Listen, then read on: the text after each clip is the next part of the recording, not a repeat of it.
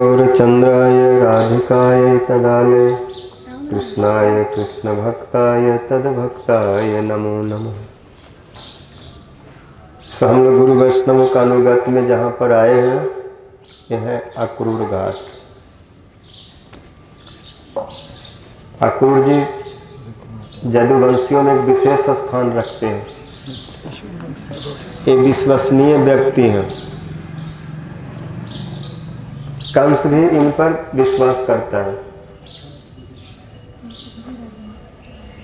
जब कंस देखे कि सबके सब जो जिन जिन को मैं भेजा ब्रज में उस काले को ढूंढने के लिए मेरे काल को, लेकिन वो सब काल के गाल में चले गए।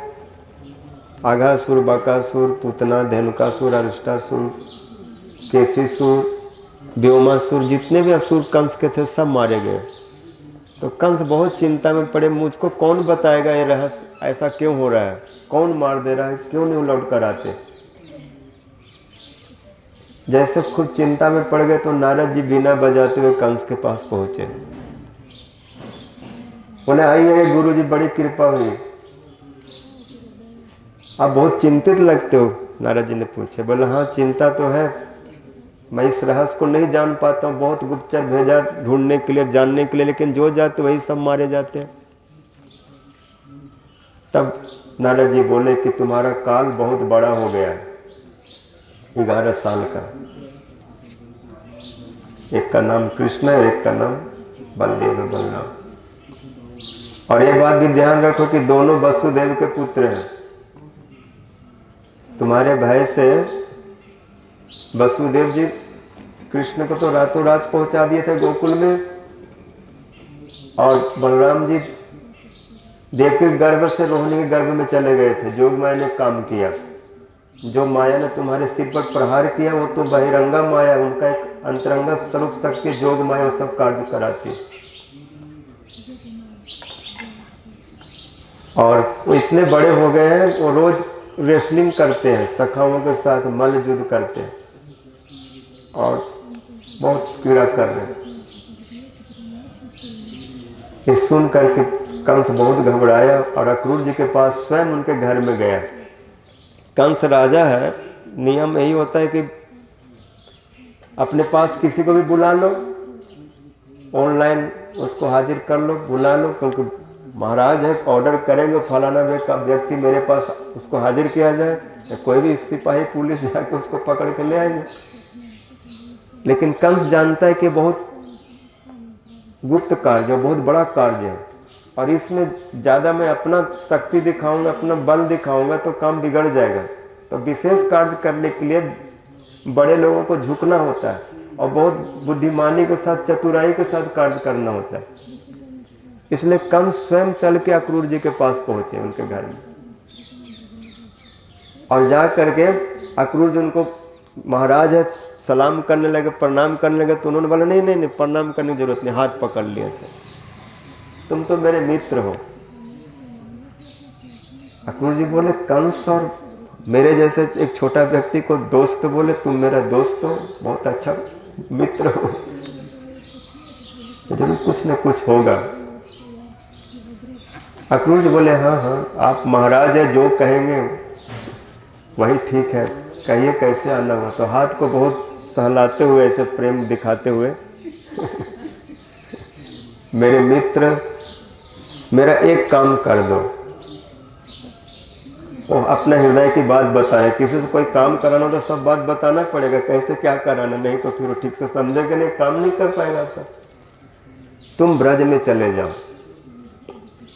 और सब घटना बताए। नारद जी हमको बोल के गए, मेरा काल कृष्ण बलराम बड़े हो गए और वही कृष्ण ही मेरे को मारेगा, ये सब मैं जानता हूँ, ऐसा देवताओं का प्लान है। तो आप जा करके उन दोनों को ले आओ, और मैं यहाँ पर रंगशाला मल्ल का अखाड़ा तैयार कर देता हूँ, और उसमें हमारे जो पहलवान है, मुष्टिक, चाणूक, सल, तोसल, ये सब पहले से तैयार रहेंगे कसरत करके। और जैसे वो दोनों आएंगे उनको मल्ल युद्ध में फंसा दिया जाएगा और वहीं पर जमीन में दफना देंगे, उसको वहीं समाप्त कर देंगे, और बस मेरा काल खत्म हो जाएगा। और उसके बाद तुमको मैं बहुत बड़ा पदवी पर बैठा दूंगा, मेरा तुम महामंत्री बन जाना और पूरा जितना मथुरा का जो भोग है, जो ऐश्वर्य हम सब भोगेंगे पूरा जीवन के लिए, और देवताओं को ऐसे ही मार मार के भगाएंगे। थोड़ा मतलब उसको क्या बोलते हैं, कूटनीति, थोड़ा ब्राइब, थोड़ा घूस देने का बात की, ऐसे कूटनीति दिखलाए। तुम मेरे समान ही हो और मेरे जैसे तुम भी भोग भोगने का अधिकार हो, बराबर हमारे साथ आसन में बैठना और फिर हम सब शासन करेंगे। क्योंकि थोड़ा समय के लिए अपना काम बनाने के लिए अक्रूर को ऐसा बहका रहे हैं कि जब मेरा काम बन जाएगा तो सबसे पहले तो तेरे को मारूंगा इसलिए मारूंगा कि तू मेरे रहस्य को जानता है, और फिर ये बात तुम सबको बताएगा तो मेरा बदनामी होगी कि कंस ने अपने ऐसे भांजा लोगों को मारा, एक किया 100 किया, तो फिर मेरा ऐसे रेपुटेशन डाउन हो जाएगा। लेकिन कूटनीति में, राजनीति में बहुत बुद्धिमानी से काम किया जाता है। अक्रूर जी सुने, बोले कि आप जो भी सोच रहे हैं अच्छी बात है, क्योंकि आपको सोच को हम रोक तो नहीं सकते, लेकिन आपका सोचना सही नहीं है। अक्रूर जी थोड़ा सा स्पष्ट बकता है, घबराते नहीं, जो सच है वो बोल देते हैं। बोले देखो, व्यक्ति को सिद्धि और असिद्धि में समान भाव रखना चाहिए। व्यक्ति बहुत सोचता है ऐसे करूंगा, ऐसा करूंगा, तो ऐसा करूंगा, लेकिन जैसा सोचता है ऐसा हो जाएगा, ऐसी कोई निश्चित नहीं है। कुछ भी हमने सोचा ऐसा और हो गया उल्टा। तो व्यक्ति को सिद्धि और असिद्धि में समान भाव रखना चाहिए, क्योंकि दैव सबके बीच में है। कोई वही जो राम रचि राखा, को करी तर्क बढ़ावहि शाखा। तुम तो सोच रहे हो कि मैं उनको मलजूद में पटक दूंगा, लेकिन कहीं उल्टा न हो कि तुमको उठा के पटक दे। तुम उसको बुला रहे कि मैं पटकवा दूंगा उसको, और कहीं वो तुमको उठा के पटक दिया तो इसलिए मैं ही पटक दूंगा, ये तो मत मंसूबा बांधो। हाँ, ये जरूर सोचो कि मैं पटक दूं चाहे वो पटक दूं, कुछ भी होगा, उल्टा सीधा कुछ भी हो सकता है। आप हमको भेज रहे हो तो मैं जाऊंगा, मेरे को बहुत दिन हो गया और उनका दर्शन नहीं हो रहा है, मैं उनको देखूंगा। मैंने सुना बहुत सुंदर है और बड़े दयालु भी हैं।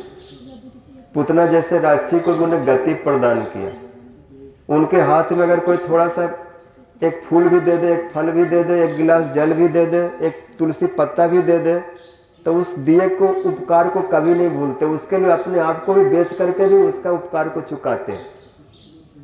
ऐसे दयालु है और उनको मैं देखूंगा।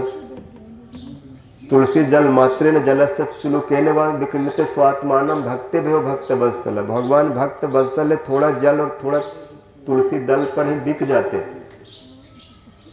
उनके चरणों को मैं देखूंगा, उनमें मैं लौटूंगा, उनके चरणों को मैं आंखों से लगाऊंगा, सिर से लगाऊंगा। जो लक्ष्मी जी के लिए उपास्य है, जो शिव के आराध्य हैं, जिन चरणों के द्वारा वन में जो विचरण किए थे राम रूप में, और कई रूप से इस धराधाम पर प्रकट होते, वामन रूप से जिन्होंने पृथ्वी को नाप दिया था उन चरणों से, ऐसे उनकी बहुत सारी लीलाएं हैं, उनको समझ अनुभव करो। ऐसे बोलते अक्रूर जी आए और रात्रि में विश्राम लिए हैं।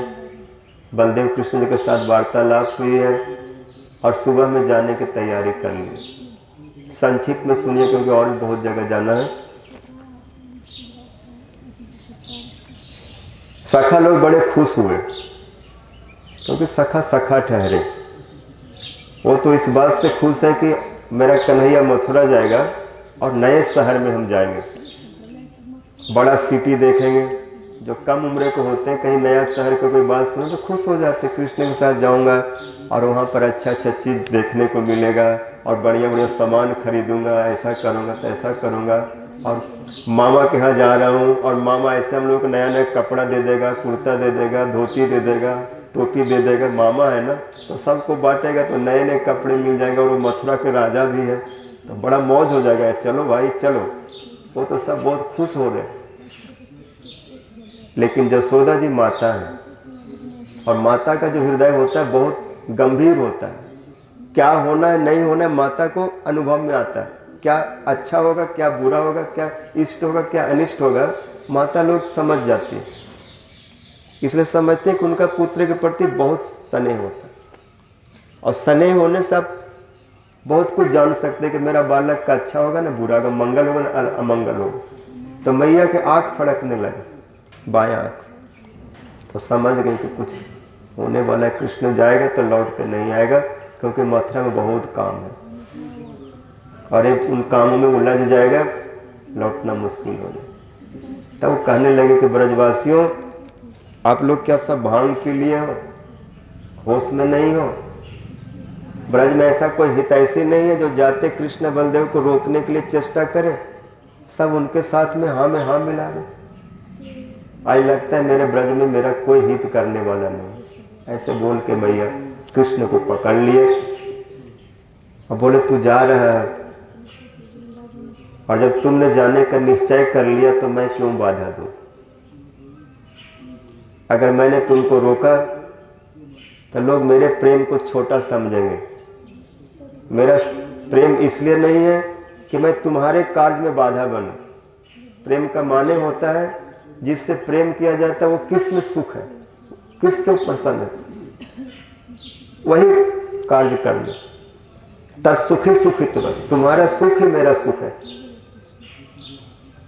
लेकिन तुम वहां जाएगा और तुमको यहां से बहुत ज्यादा सुख मिलेगा, तो हो सकता है इस बुढ़िया को भूल जाएगा, बोलेगा जसोदा बहुत कठोर थी, कुछ खाने पीने को तो मिला नहीं, कभी थोड़ा मक्खन भी खा लिया तो डांटती थी, एक दिन एक मटका तोड़ दिया तो मेरे को पकड़ करके रस्सी से बांध दी।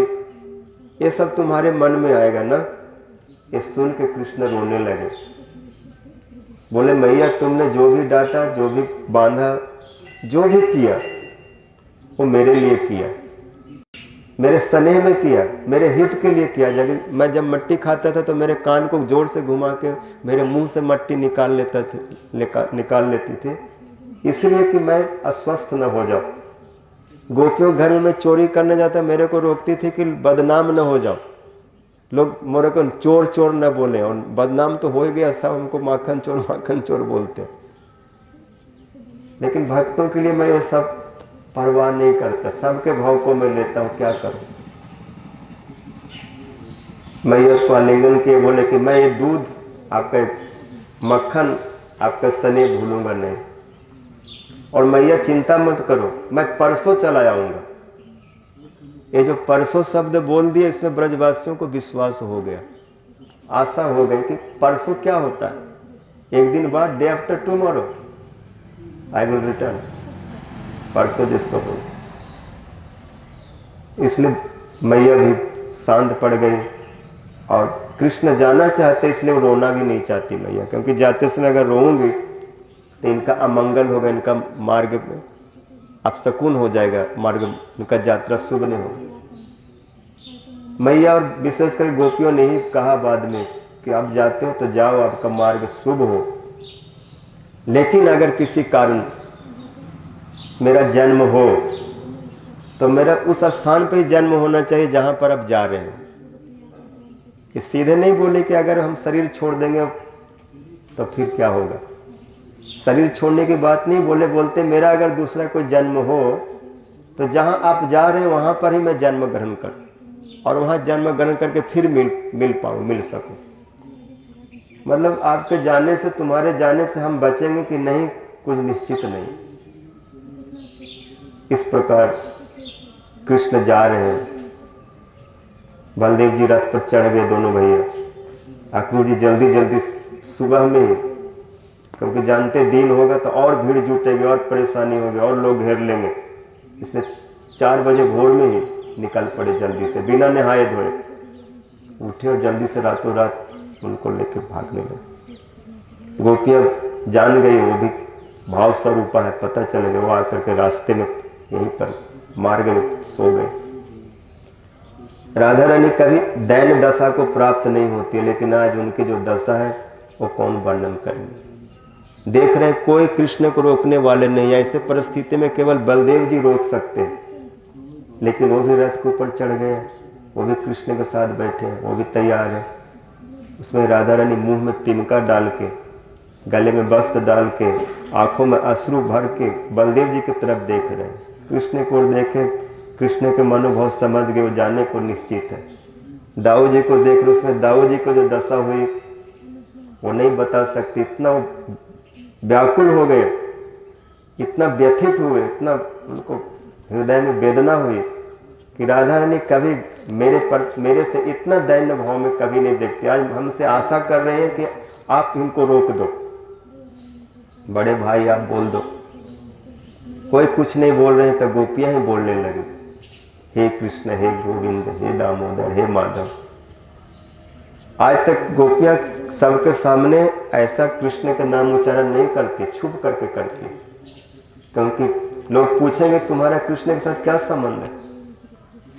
लेकिन गोपियां देखती जब कृष्ण हमसे दूर चले जाएंगे तो ये सब लोक लाज मान मर्यादा दुनिया क्या बोलेंगे। यदि इसका मैं विचार करूंगा तो फिर हमारा कृष्ण के साथ प्रेम ही क्या है। प्रेम में कुछ नहीं रहता, केवल प्रेम ही रहता है।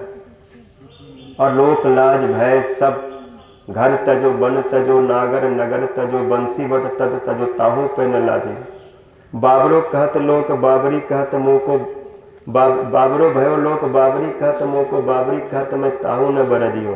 कहिया सुनैया तजो बाप और भैया तजो दैया तजो मैया पर कन्हैया नहीं था। सब लोक लाज घर परिवार छोड़ सकती, लेकिन कृष्ण की आशा को, कृष्ण के संग को नहीं छोड़ सकती। ऐसे बोलते बोलते गोपियां रोने लगती हैं, राधा रानी विलाप करे फुट फुट। एवं ब्रुवाना विहातुरा वृषम ब्रज स्त्रिया कृष्ण गृहीत मानसा विसृज लज्जा रुरुधु सुस्वरम गोविंद दामोदर मान। लोक लाज छोड़ कर रो रहे, विधाता को कोसती है, तुम में दया नहीं है। प्राणियों को आपस में जोड़ देता है, जैसे आकाश में उठा हुआ तूफान, यहाँ के तिनका वहाँ के तिनका, यहाँ का पत्ता वहाँ का कुछ, सबको एक जगह पर इकट्ठा कर देता है और दूसरे क्षण सबको इधर उधर बिखरा देता है, अलग कर देता है। तो एक सेकंड में सबको मिला देना, कौन चीज कहाँ था उठा के सबको एक साथ ले आया और दूसरे क्षण फिर उसको उधर फेंक दिया, उसको उधर फेंक दिया, उल्टा उठाया था इधर से और फेंक दिया इधर, इसको उठाया इधर से फेंक दिया उधर। तो विधाता इतना उलट फेर कर देता है, उसमें कोई दया ही नहीं है। उसको तो खेल लगता है, उसको तो आनंद आता है खेल खेलने में, क्योंकि खिलाड़ी जो खेलता है उसको बड़ा आनंद आता है। लेकिन खेल में जिसका नुकसान होता है, जिसका कुछ टूट जाए, जिसका कुछ बिगड़ जाए, उसको कष्ट होता है। तो ये तो विधाता का खेल है, लेकिन हमारे लिए तो दुर्दैव है।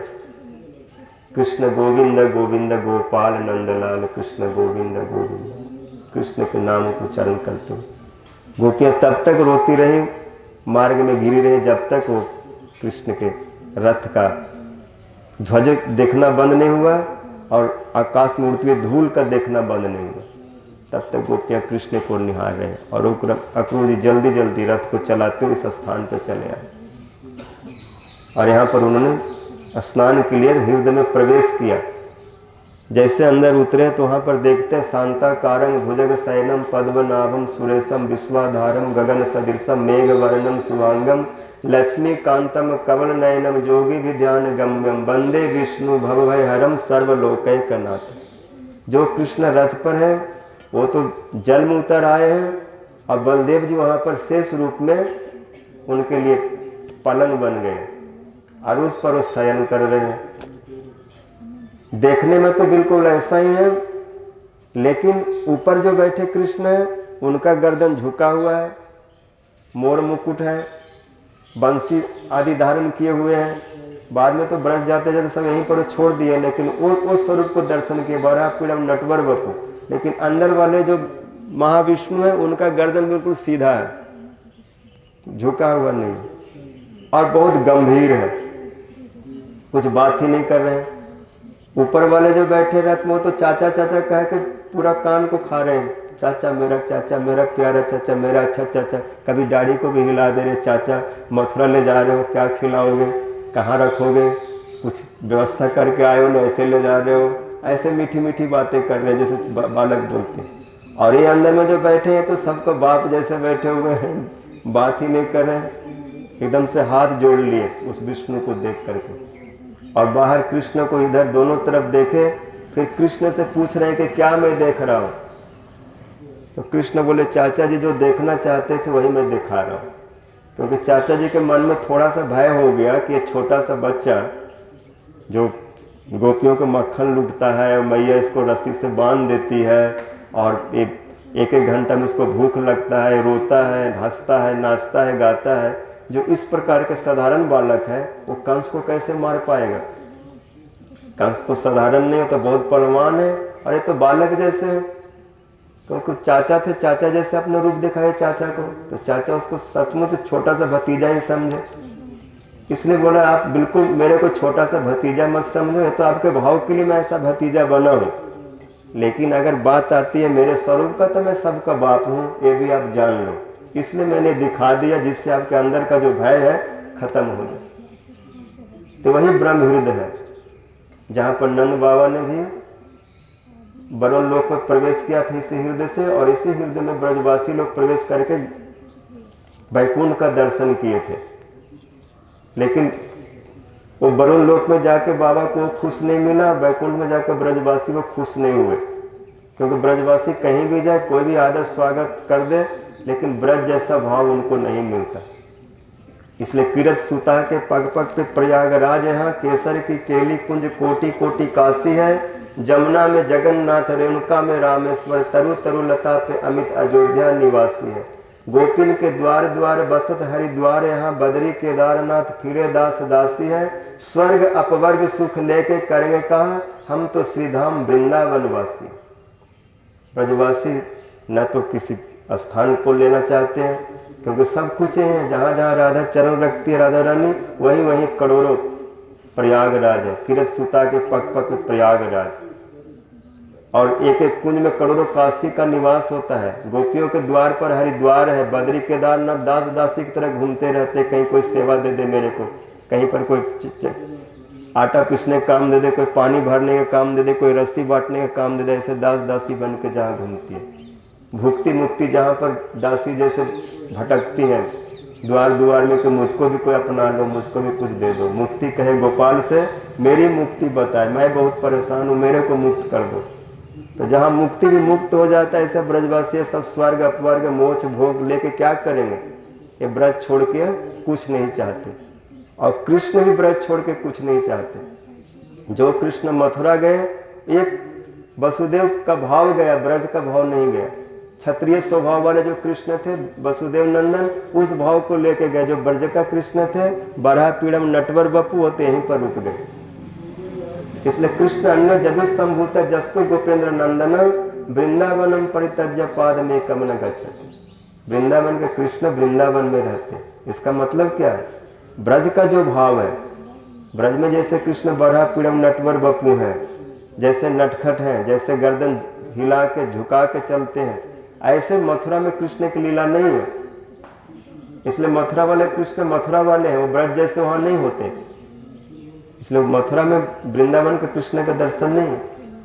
और ब्रजवासी लोग जब बीरा में तपते हैं तो ब्रज का कृष्ण बार बार उनको दर्शन देते। रात श्याम सपने में आयो, दहिया पी गयो सर।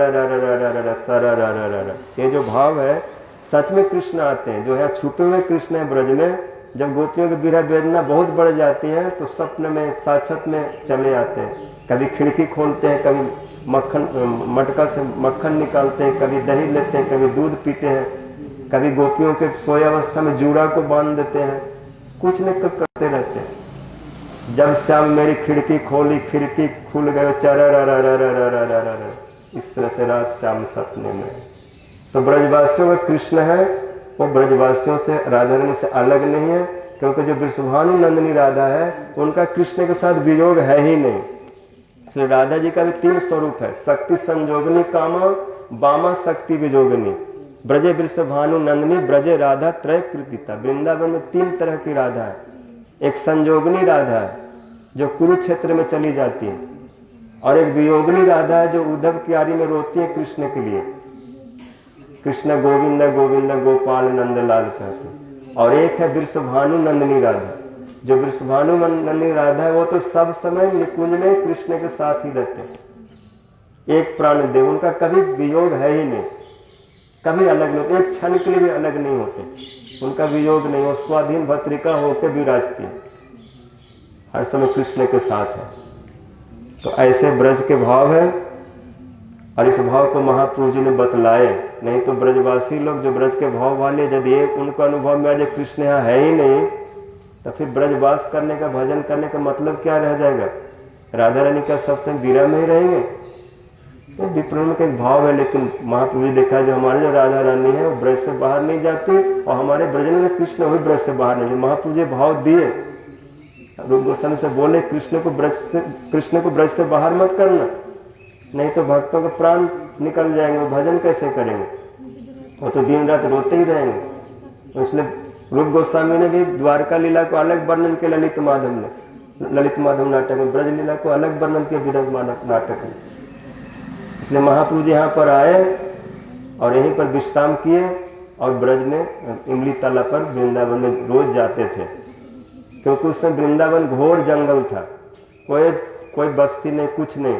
इसलिए यहाँ पर रात्रि को विश्राम करते ही पास से मधुकरी ले लेते और सुबह वहाँ जाके कीर्तन करते थे, जहाँ पर आप लोग कथा सुने थे इमली तला की। हरे कृष्ण कृष्ण कृष्ण हरे हरे, हरे राम ये राधा जी के मुंह से निकला हुआ महामंत्र है, उसी को जपते हुए पूरे विश्व में कृष्ण प्रेम को दिए। बोलो सचिनंदन गौर हरि की जय, श्री अक्रूर घाट की जय, श्री कृष्ण बलराम जू की जय, श्री गौर प्रेमानंदे हरि।